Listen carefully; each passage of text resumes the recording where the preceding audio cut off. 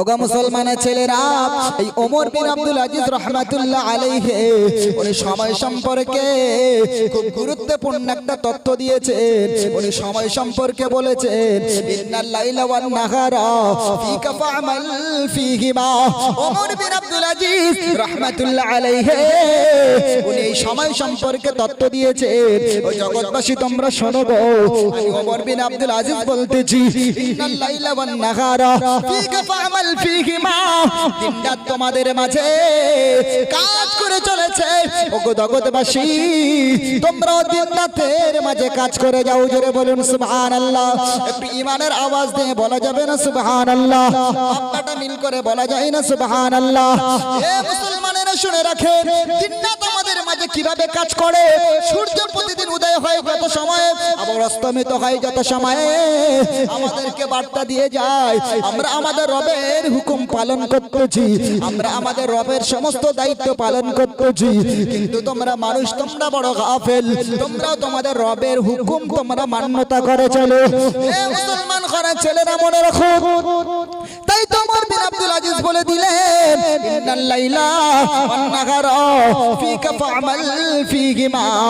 দিনরাত তোমাদের মাঝে কাজ করে চলেছে, অতএব তোমরাও দিনরাতের মাঝে কাজ করে যাও। এ বন্ধু আমার শুনে রাখেন, তাই তো মহান আল্লাহ বললেন, ওয়াল আসরি ইন্নাল ইনসানা লাফি খুসর। আমার আল্লাহ বললেন, বিশ্ববাসী শোনো গো, আমি আল্লাহ পাক রব্বুল আলামিন বলে দিলাম, ওয়াল আসরি সময়ের কসম, ইন্নাল ইনসানা লাফি খুসর।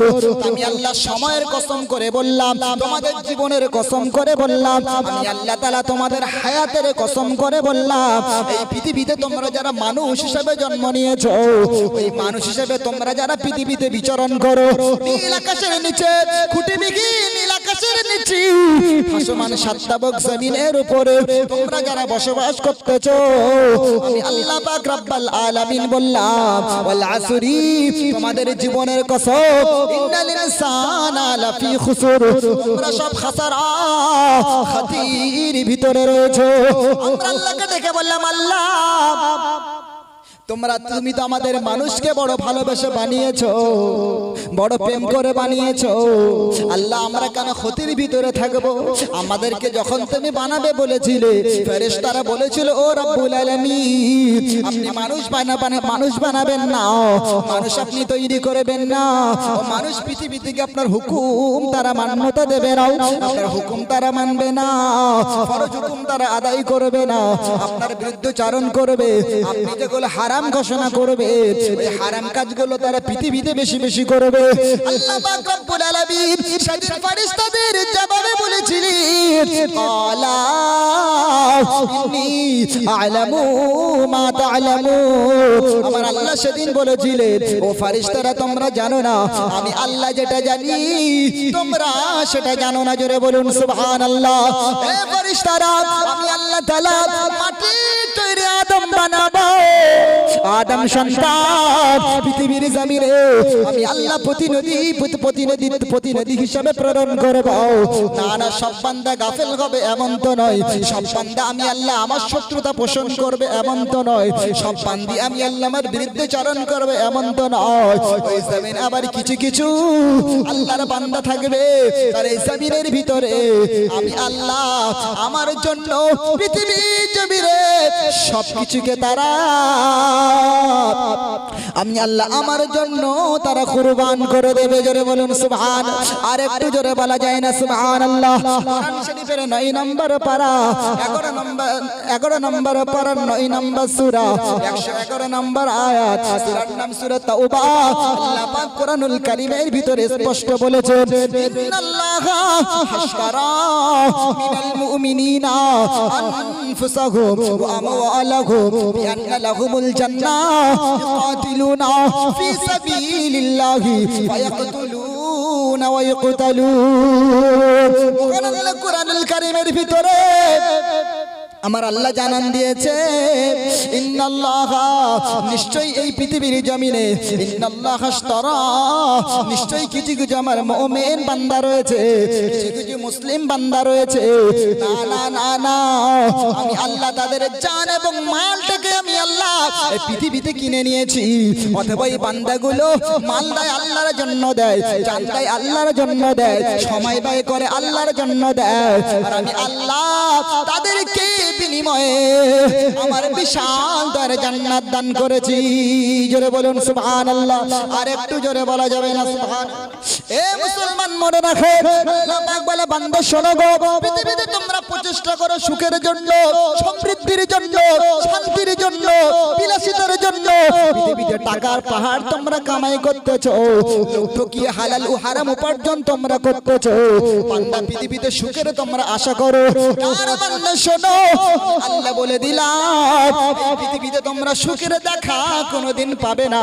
কারণ তোমরা আজকে জওয়ান আছো, আর কালকে তোমরা যুবক ছিলে, আজকে তোমরা বাল্যকালে উপনীত হয়ে গেছো, অনেকে বৃদ্ধ হয়ে গেছে, অনেকে আবার কিছুদিন পরে কবরের ভিতরে চলে যাবে। অনেকে সেদিন সুস্থ ছিল, আজ অনেকে দুর্বল হয়েছে। হয়েছে না হয়নি? কবি বলেছে এই জীবন ছিল তোমার বরফের মতো, গলিতে গলিতে দেখো হয়ে গেছে ক্ষত। যে হাত দিয়ে তুমি মেরেছিলে কি, সে হাতের চামড়া দেখো আজ হয়ে গেছে ঢিল। যে চোখ দিয়ে তুমি দেখিতে পারছো না, সে সোনার চোখ দেখো আজ চশমা ছাড়া আর কিছু দেখিতে পায় না। এ বন্ধু আমার মনে রাখো, পৃথিবীর জমিনে তুমি সুখ সমৃদ্ধির চিন্তায় পৃথিবী বিচরণ করো। আল্লাহ বলে পৃথিবী সুখের জায়গা নয়, আর দুনিয়া সিজরুল মুমিনিন ওয়া জান্নাতুল কাফিরিন। মুমিন পৃথিবীতে চলে জেলখানার ন্যায় জীবন পালন করে, আর কাফের চলে জান্নাতের ন্যায়। তবে বান্দা শোনো, পৃথিবীর জমিনে সর্বশেষ যে ব্যক্তি একজন ভ্যান চালক, রিকশা চালক, দোকানওয়ালা, ফুচকাওয়ালা, মেথর, এমনি করে অন্য কোন কাজ কারবার করে গো, এমন বান্দা সবচেয়ে শেষে জান্নাতে যাবে। সবচেয়ে শেষে জান্নাতে জানেওয়ালা ব্যক্তিকে আমি আল্লাহ তাআলা এই পৃথিবীর চেয়ে 10 গুণ বড় জান্নাত আমি আল্লাহ আমি দান করে দেব। আর একটু জোরে বলা যাবে না? এটা খুশি হয়ে বলা যাবে না?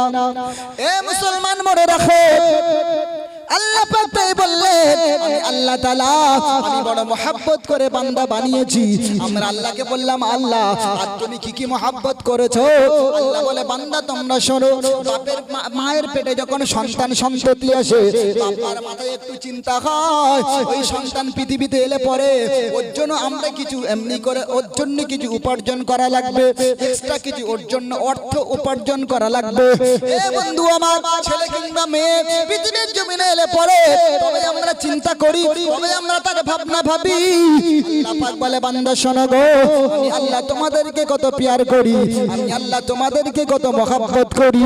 না না না, তোমার বাবা তোমার মা তুমি জন্ম নেওয়ার পরে তোমার ভাবনা ভেবেছে, আমি আল্লাহ তাআলা ওই দিনে তোমার ভাবনা ভেবেছি যখন তুমি পৃথিবীতে আসো নাই। পৃথিবীতে মানুষ বানানোর আগে, বান্দা বানানোর আগে আমি আল্লাহ 50,000 বছর আগে আমি আল্লাহ তাআলা এই ধরা পৃষ্ঠে ওই বান্দার কি প্রয়োজন আছে, কি দরকার আছে, ওর পৃথিবীর সমস্ত প্রয়োজন, সমস্ত খাদ্য আমি আল্লাহ 50,000 বছর আগে মওজুদ করেছি। জোরে বলুন সুবহানাল্লাহ। কোরআনের কোথায় আছে? কোরআন শরীফের 12 নম্বর পারা প্রথম পৃষ্ঠার প্রথম লাইন আল্লাহ পাক বলেছে ওয়ামা মিন দাব্বাতিন ফিল আরদি ইল্লা আলাল্লাহি রিজকুহা। আল্লাহ পাক বলে বান্দা শোনো গো, আমি বান্দা জমিনে পাঠাই নাই, পৃথিবীতে বান্দা তুমি যাও নাই, তার 50,000 বছর আগে আমি আল্লাহ বান্দা কি খাবার খাবে, কতটা খাবার প্রয়োজন, আমি আল্লাহ খাবার মওজুদ 50,000 বছর আগে করেছি। এ মুসলমান শুনে রাখে, এরপরে আপনি পৃথিবীর জমিনে চলে এলেন, পৃথিবীর জমিনে আসার পরে আল্লাহ পাক বলেছে বান্দা শোনো গো, বান্দি শোনো গো, আমি আল্লাহ তোমার এত নিকটে আছি। কোথায় আছি জানো? পৃথিবীতে তুমি গেছো, তোমাকে আমি আল্লাহ একলা ছাড়ে নাই, একলা ছাড়ে নাই। আমার আল্লাহ পাক বললেন ওয়ালাকাদ খালাকনাল ইনসানা ওয়া না'লামু মা তুওয়াসবিসু বিহি নাফসুহু ওয়া নাহনু আকরাবু ইলাইহি মিন হাবলিল ওয়ারিদ। 26 নম্বর পারার 18 নম্বর পৃষ্ঠার প্রথম নম্বরে লাইন। সূরার নাম হলো সূরাতুল কফ। আল্লাহ পাক বলে বান্দা শোনো গো, তোমাকে পৃথিবীর জমিনে প্রেরণ করা হলো, পাঠানো হলো। পৃথিবীর জমিনে পাঠানোর পরে আমি আল্লাহ তাআলা তোমাদের এমনি এমনি ছেড়েছি, এমনি না এমন নয়। আমি আল্লাহ প্রতিটা মুহূর্তের প্রতিটা সেকেন্ডে তোমাদের সঙ্গে গাঢ়তর সম্পর্ক রেখেছি। বান্দা শোনো গো, তখন তোমাদের কি প্রয়োজন? তোমরা তোমাদের বাপকে বলো নাই, মাকে বলো নাই, প্রতিবেশী কেউ জানে না, বন্ধু বান্ধব কেউ শোনে না, কেবল তোমরা মনে মনে ভাবনা ভেবেছো আর মনে মনে করে আল্লাহ এটা আমার প্রয়োজন, এটা হলে ভালো হতো, এটা আমার দরকার ছিল, এটা তুমি দিলে আমি বড় খুশি হয়ে যেতাম। বাপকে বললে না, মাকে বললে না, স্বামী স্ত্রীকে বললো না, স্ত্রী স্বামীকে বললো না। বান্দা তুমি ঘরে শুয়ে শুয়ে কেবল মনে মনে করেছো। আল্লাহ পাক বলে বান্দা শোনো গো, আমি আল্লাহ মনে মনেরটা খবরটা শুনি, মনে মনেরটা শুনে আমি আল্লাহ গায়বী ভাবে, আমি আল্লাহ কুদরতি ভাবে, আমি আল্লাহ তাআলা তোমার জরুরাত আমি আল্লাহ পূরণ করে দিই। আরেকটু জোরে বলা যাবে না? আরেকটু জোরে গলায় বলা যাবে না? আল্লাহ বলে বান্দা শোনো গো, আমি আল্লাহ থাকি, তোমরা কি শুনবে? ওয়া নাহনু আকরাবু ইলাইহি মিন হাবলিল ওয়ারিদ। আল্লাহ পাক বলে বান্দা শোনো, তোমাদের ঘাড়ের যে শিরা রয়েছে তার থেকে বেশি নিকটে আমি আল্লাহ তাআলা 24টা ঘন্টা তোমাদের সঙ্গে আমি আল্লাহ আমি হাজির থাকি। মনে করি আল্লাহ মসজিদে আছে, কেউ মনে করে মন্দিরে গেলে স্রষ্টাকে পাওয়া যায় না। ওই যে ঈশ্বরচন্দ্র বিদ্যাসাগর বলেছেন, জীবে প্রেম করে যেজন সেজন সেবিছে ঈশ্বর। যে মানুষকে ভালোবাসে তাকে স্বয়ং আল্লাহ ভালোবাসে। হাদিস বলেছে আরহামুকুমুন নাস আরহামুকুমুল্লাহ, যে মানুষকে ভালোবাসে তাকে আল্লাহ ভালোবাসে। মাল্লা ইয়ারহাম, আর যে মানুষকে ভালোবাসে না লা ইয়ারহাম, আমার আল্লাহ তাকে ভালোবাসে না। সুবহানাল্লাহ বলে। হাদিস শরীফে খুব সুন্দর নবীজি একটা তথ্য হাদিস বর্ণনা করেছেন। ওই ব্যক্তি তোমাদের মধ্যে ততক্ষণ পূর্ণ মুমিন হতে পারবে না, সে যতক্ষণ না নিজের জন্য যেটা পছন্দ করে অন্যের জন্য সেটা পছন্দ করবে, ততক্ষণ সে পূর্ণ মুমিন হতে পারবে না। একবার জোরে বলুন সুবহানাল্লাহ। এ মুসলমান মনে রাখেন, আল্লাহ পাক রব্বুল আলামিন, তাই আল্লাহ পাক বললেন, আমার আল্লাহকে আমরা জিজ্ঞাসা করলাম, আল্লাহ তুমি এত ভালোবেসে বান্দা বানিয়েছো, ওই বান্দাকে তুমি ক্ষতির ভিতরে কেন রেখেছো?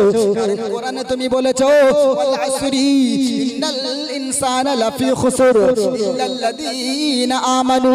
মহান আল্লাহ বললেন বান্দা শোনো গো, আমি আল্লাহ বলে দিলাম তারাই কেবল ক্ষতির হাত থেকে বেঁচেছে, সবাই ক্ষতির ভিতরে নয়, তারাই ক্ষতির হাত থেকে বেঁচে গেছে যারা ঈমান আনয়ন করেছে। জোরে বলুন সুবহানাল্লাহ। আর একটু জোরে বলা যাবে না? তাহলে এতক্ষণ আল্লাহ বলেছেন বান্দা সব ক্ষতির ভিতরে, তবে আল্লাহ বললেন তারা ক্ষতির হাত থেকে বেঁচে গেছে যারা পৃথিবীর জমিনে ঈমান আনয়ন করে ফেলেছে। এ বন্ধু আমার শুনে রাখেন, কোরআনের একাধিক আয়াতের ভিতরে আল্লাহ তাআলা বলেছে যারা ঈমান আনবে, ঈমান আনয়ন করবে, আমি আল্লাহ আমার উপরে যারা বিশ্বাস স্থাপন করে নেবে, আমি আল্লাহ তাআলা বলে দিলাম না না পৃথিবীর জমিনে পৃথিবীর কোন শক্তি তাদের উপরে হামলা করতে পারবে না, পৃথিবীর কোন শক্তি তাদের উপরে এমনি করে কৃতিত্ব চালাতে পারবে না, কেউ তাদের ভয় দেখাতে পারবে না, কেউ তাদের মাল মেরে দিতে পারবে না।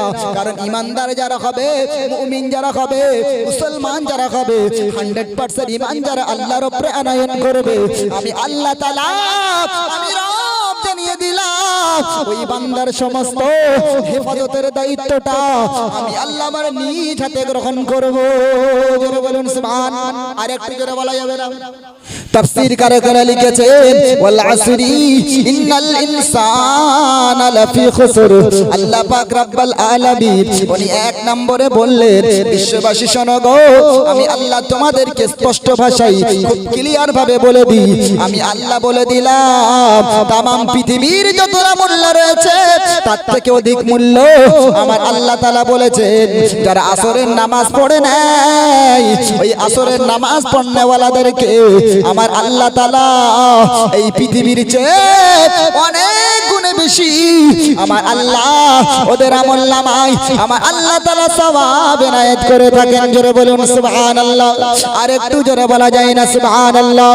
এ বন্ধু আমার যুবকেরা, তালদিঘি এলাকার নওজওয়ানেরা, তাই তো শুনে রাখে তাফসীর কারো লিখে দিয়েছে, যদি কোনো আল্লাহর বান্দা এ ধরা পৃষ্ঠে প্রভুত্ব কল্যাণ পেতে চায়, আমার স্রষ্টার দেওয়া রহমতের করুণার অন্তর্ভুক্ত হতে চাই, নিজের সংসার জীবনে লাভবান হতে চাই, নিজের সংসার জীবনে যদি বরকত পেতে চাও, তাহলে ওই ব্যক্তিটা প্রথম নম্বরে আসরের নামাজ যেন পড়ে নেয়। জোরে বলুন সুবহানাল্লাহ।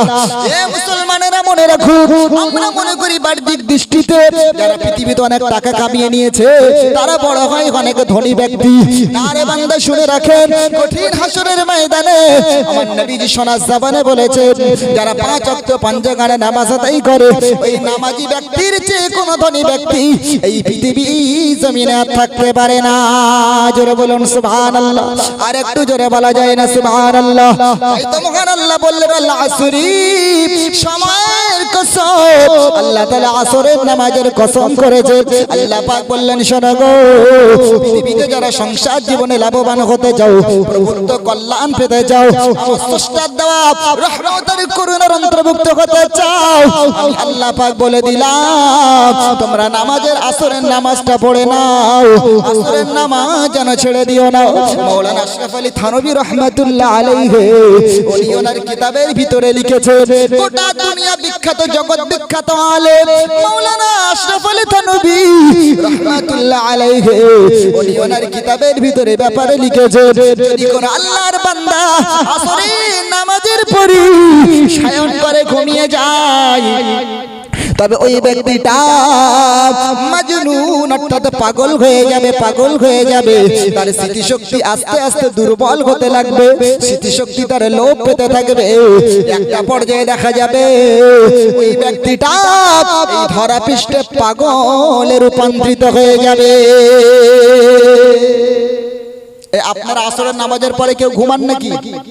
এখানে মাওলানা আশরাফ আলী থানভী ওনার কিতাবে বলেছেন, যদি কোন ছেলে মেয়ে আসরের নামাজ পড়ে সায়ন করে ঘুমিয়ে যায়, তাহলে ওই ব্যক্তিটা কি হবে? তার স্মৃতিশক্তি আস্তে আস্তে কমে যাবে। তাহলে একটা আমল প্রথমেই আপনারা পেয়ে গেলেন, যে কেউ যদি সংসার জীবনে লাভবান হতে চায়, যে ছেলে আর মেয়েগুলো দুবেলা মারামারি, স্বামী স্ত্রীর মনোমিলন হয় না, একবেলা যেতে পারে না, তার আগে একবার ঝগড়া ফাসাদ শুরু, মায়েরা খালি তাবিজ করতে যায় হুজুরদের কাছে, তাবিজে যায়। আর হুজুররা যদি তাবিজ দিয়ে সব ঠান্ডা করে দিত, তাহলে হুজুরদের বউগুলো হুজুর আগে ঠান্ডা করতে পারতো। এখানে না বলে হুজুরদের বাড়ির খোঁজ নিয়ে দেখবেন কি অবস্থা, তাহলে হুজুরদের কাছে খুব একটা যাবে। আমার উপরে থুতু ফেললে নিজের গায়ে পড়ে, আমিও তো হুজুরদের মধ্যে। বলে দিই আজকে যখন আপনারা বসে যাচ্ছেন, মায়েদেরকে বলবো, যে মহিলাগুলো স্বামী মানে আপনার কথা শোনে না, ঝামেলা হয় সংসারে, আপনার বরকত পান না, আয় উপার্জন করে কিন্তু থাকে না, এদিক ওদিক থেকে খরচ হয় না, হয় না। তো আল্লাহ রাসূল সাল্লাল্লাহু আলাইহি ওয়াসাল্লাম বলেছেন, আসরের নামাজের পরে ওই ঘরওয়ালা ঘরওয়ালি যেন শুয়ে না যায়, তারা তাদের কাজে যেন লেগে যায়, তাহলে পৃথিবীতে ওই ব্যক্তিটা প্রভুত্ব দেওয়া রহমত এবং কল্যাণের অন্তর্ভুক্ত হতে পারবে। জোরে বলুন সুবহানাল্লাহ। আগা মুসলমান ঘরে ছেলেরা মনে রাখুন, তাফসীর কালে কালে অন্যত্র লিখেছেন, আমার আল্লাহ পাক কোরআনের ভিতরে সূরা আসরের আসর বলতে ওয়াল আসরি, আমার আল্লাহ যে সময়ের কসম করেছেন, এই সময় বলতে আমার আল্লাহ তাআলা আমাদের টোটাল জীবনটাকে আমার আল্লাহ বুঝিয়েছে, আমাদের টোটাল জীবনটাকে আমার আল্লাহ সময় বলে আখ্যায়িত করেছেন, আখ্যায়িত করেছেন। এ বন্ধু আমার মনে রাখেন, আমাদের জীবনের মূল সম্পদ হলো সময়। সময় আছে, তাই বন্ধু আজকে আমরা জীবিত আছি, আমরা শ্বাস প্রশ্বাস নিতে পারি, আমরা জমিনে চলতে পারি, আমরা কথা বলতে পারি, এমনি করে আমরা পৃথিবীতে বিচরণ করতে পারি। যেদিন সময় থাকবে না, আল্লাহর বান্দা আজকে যতজন মাজলিসে বসে আছে, যত আল্লাহর বান্দা রাস্তায় ঘোরাফেরা করতেছে, যত জননী মা পর্দার আড়ালে বসে নসিহত শুনতেছে, কত কমিটির ভাই আড়ালে বসে নসিহত শুনছে।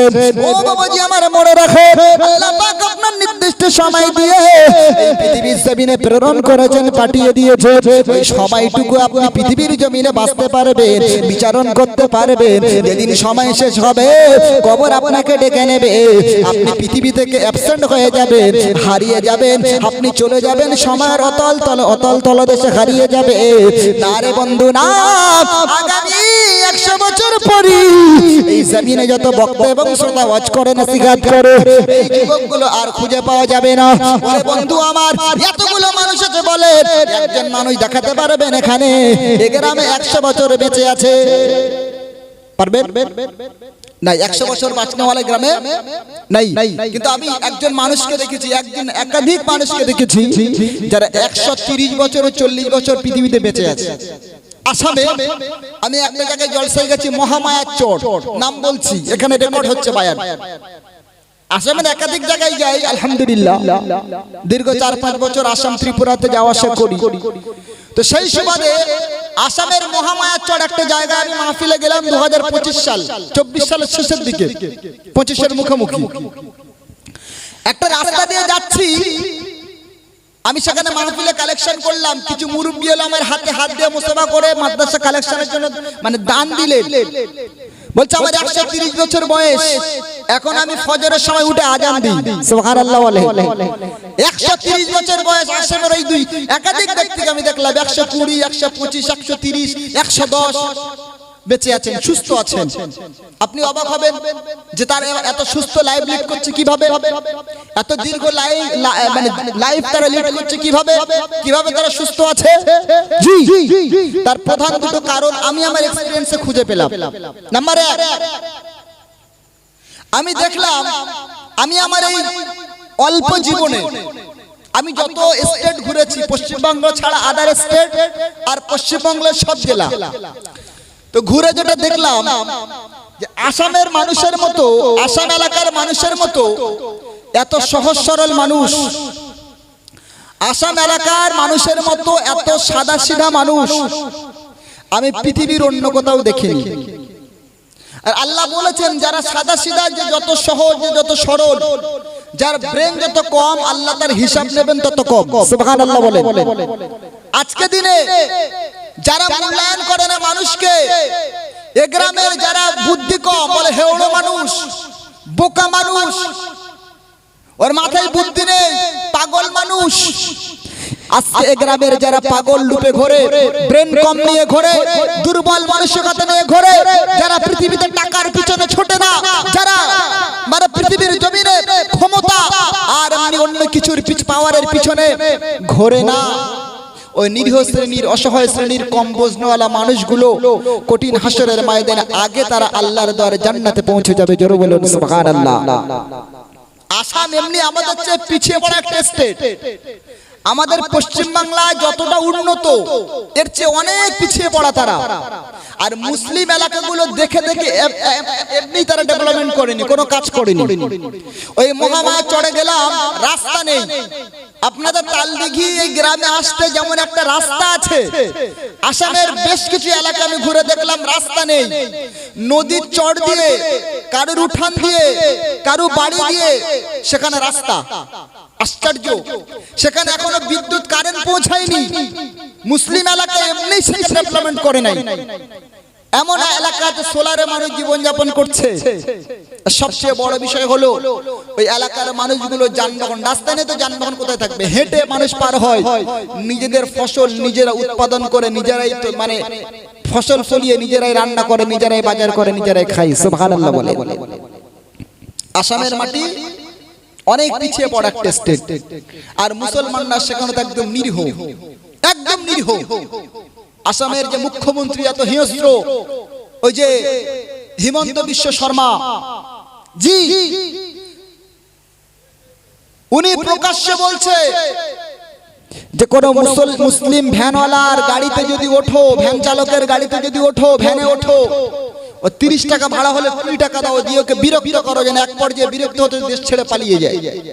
প্রকাশ্যে বলছে, আপনারা অনলাইন মিডিয়াতে দেখে নেবেন।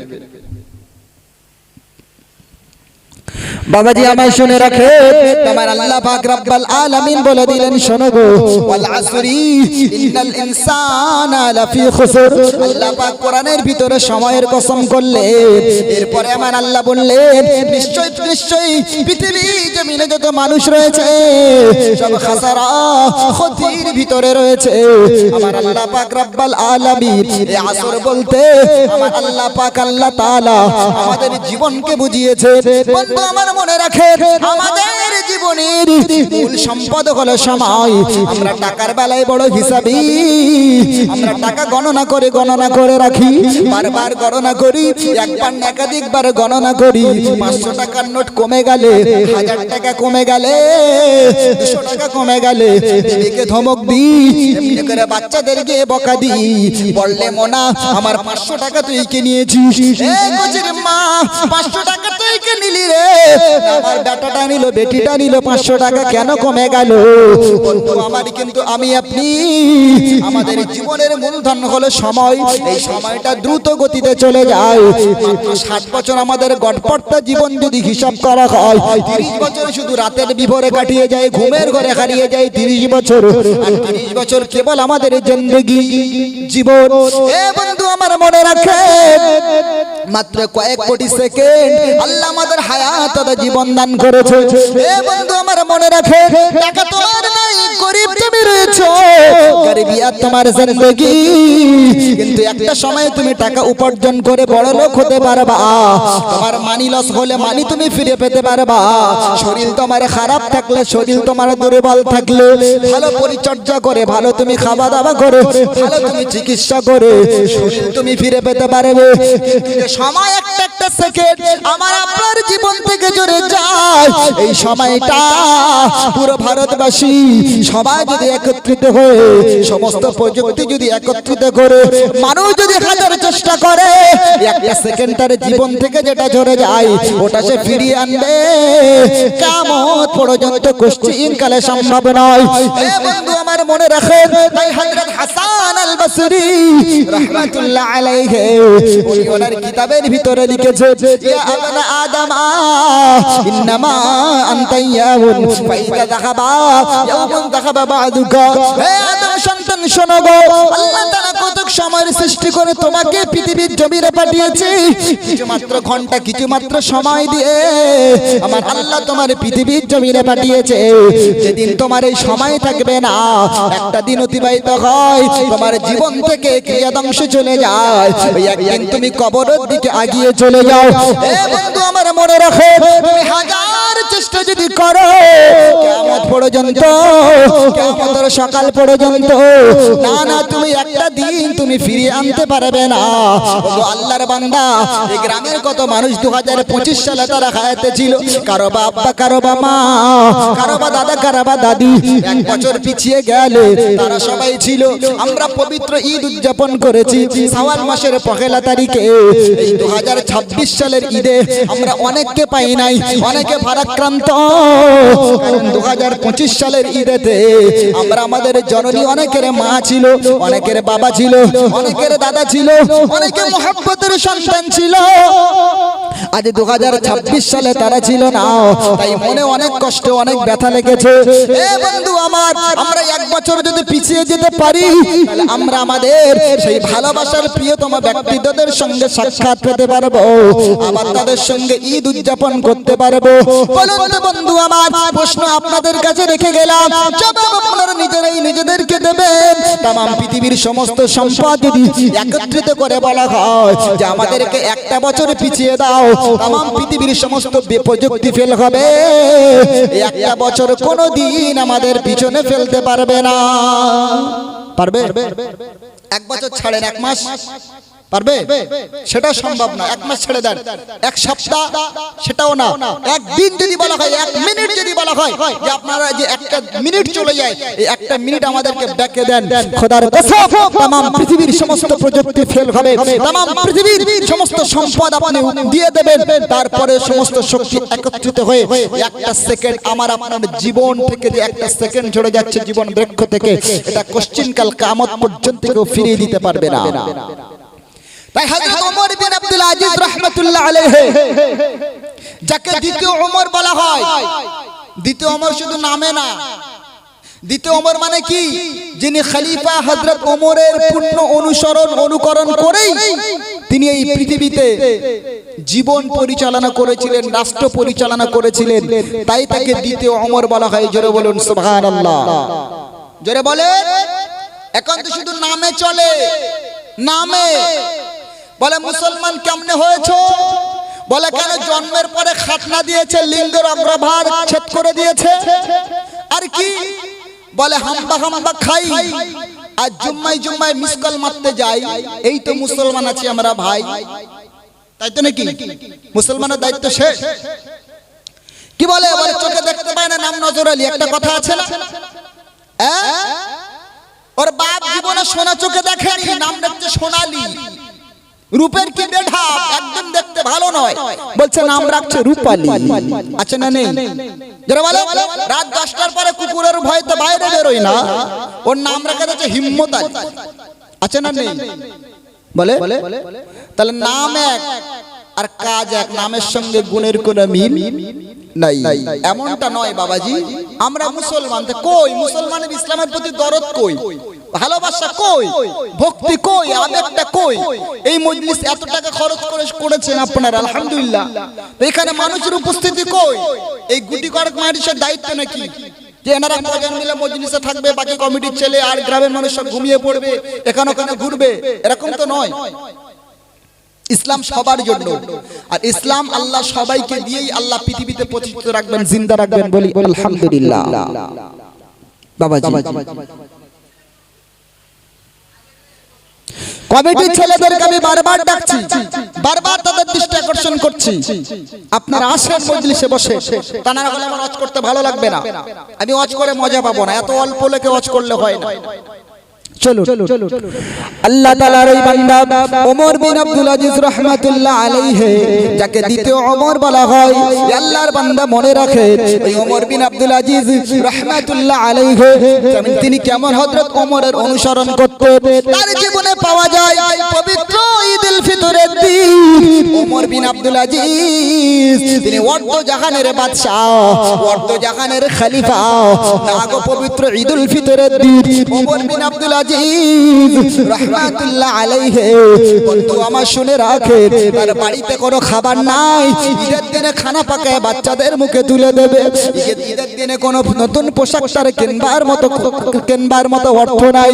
ওমর বিন আব্দুল আজিজ রাহমাতুল্লাহ আলাইহি বিবি ওমর বিন আব্দুল আজিজের কাছে এসে বলে, ওমর বিন আব্দুল আজিজ রাহমাতুল্লাহ আলাইহি, আজকে পবিত্র ঈদুল ফিতরের দিন, আমাদের জন্য পোশাক নাই বা হলো, আমাদের দুটো বাচ্চা আছে, ওই দুটো বাচ্চার জন্য নতুন পোশাকের প্রয়োজন আছে না নাই? এই আপনারা পবিত্র ঈদের দিন আপনাদের বাচ্চাদের জন্য নতুন জামা কাপড় কিনে দিয়েছিলেন না?